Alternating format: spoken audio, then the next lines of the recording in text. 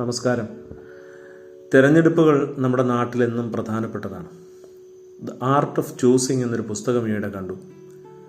തിരഞ്ഞെടുക്കൽ എന്ന കലയെക്കുറിച്ച് എഴുതിയിരിക്കുന്നത് കൊളംബിയ ബിസിനസ് സ്കൂളിലെ സൈക്കോളജി ഡിപ്പാർട്ട്മെൻറ്റ് പ്രൊഫസർ ഷീന അയ്യങ്കാറാണ്. പാശ്ചാത്യ പൗരസ്ത്യ നാടുകളിലെ വ്യക്തി സമഷ്ടി ബോധ പശ്ചാത്തലങ്ങളിൽ നിന്നുളവാകുന്ന സ്വാധീനങ്ങൾ, അഥവാ the influence of individualism and collectivism, ഇത് മനുഷ്യരുടെ തിരഞ്ഞെടുപ്പുകളിൽ ഉണ്ടാകുന്നുവെന്ന് ഇതിൽ സുന്ദരമായി ആഖ്യാനം ചെയ്യുന്നുണ്ട്. നമ്മുടെ പാർലമെൻറ്റ് തിരഞ്ഞെടുപ്പുകളിൽ പോലും മതം, ജാതി, വർഗം ഇവയൊക്കെ എത്രമേൽ ഇടപെടുന്നതിൻ്റെ കാരണങ്ങളിലൊന്ന് ഈ കളക്റ്റീവ് കോൺഷ്യസ്നെസ്സിൻ്റെ ഒരു ദോഷവശം കൊണ്ടുകൂടിയാണെന്ന് തോന്നിപ്പിക്കുന്നു. സംഘത്തിൻ്റെ നന്മയ്ക്കായി വ്യക്തി താൽപ്പര്യങ്ങൾ ബലി കഴിക്കാൻ സംഘബോധം നിരന്തരം പ്രേരിപ്പിക്കും.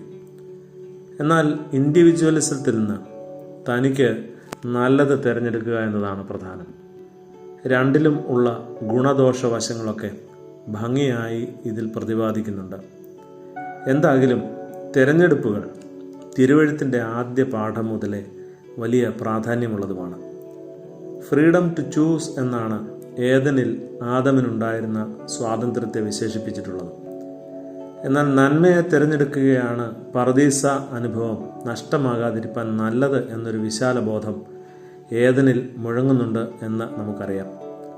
ഫ്രീഡം ഫ്രം എന്നതിനേക്കാൾ ഫ്രീഡം ടു എന്ന ആശയം തിരുവെഴുത്തിലെ ഓരോ വ്യക്തിയുടെയും തിരഞ്ഞെടുപ്പിന് പിന്നിലെ യാഥാർത്ഥ്യമാണ്. എന്താണ് ഇങ്ങനെ ഒരു സ്വാതന്ത്ര്യബോധത്തിൻ്റെ ഗുണം?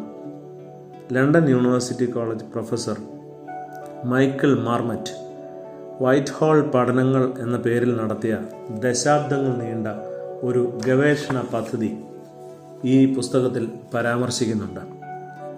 തിരഞ്ഞെടുക്കലിനെ പറ്റിയും നമ്മുടെ അവബോധത്തിന് നമ്മുടെ ജീവിതത്തിൻ്റെ സുഖാവസ്ഥയെ എങ്ങനെ ബാധിക്കാനാവും എന്നതിൻ്റെ ശക്തമായ വിവരണവും അതിലുണ്ട്.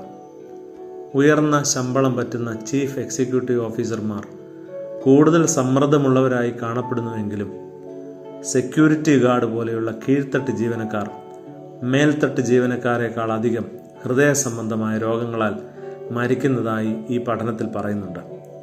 കാരണം അവർക്ക് സ്വയം തീരുമാനങ്ങൾ എടുക്കാനുള്ള സാഹചര്യക്കുറവാണ്, അഥവാ തങ്ങളുടെ തൊഴിലിന്മേലുള്ള അധികാര വ്യത്യാസം അവരുടെ ആരോഗ്യത്തെ തന്നെ ബാധിക്കുന്നുണ്ടത്രേ.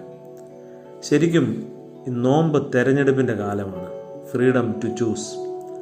വർജനത്തിൻ്റെയും ആർജനത്തിൻ്റെയും കാലം. നോമ്പിലേക്ക് കയറുന്നവൻ പർദീസയിലേക്ക് കയറുന്നുവെന്നാണ് പ്രാർത്ഥനയിൽ നാം പറയുന്നത്. പർദീസ തെരഞ്ഞെടുപ്പിൻ്റെ സ്വാതന്ത്ര്യം നൽകുന്ന ഭൂമികയാണ്. ഈ നോമ്പ് കാലത്തെ നന്മയുടെ തെരഞ്ഞെടുപ്പുകൾ നമ്മുടെ ആന്തരിക ആകാശത്തിൽ പർദീസയുടെ ആനന്ദം തിരികെ നൽകുന്ന നല്ല കാലമായി തീരണം പ്രിയരെ. നമസ്കാരം.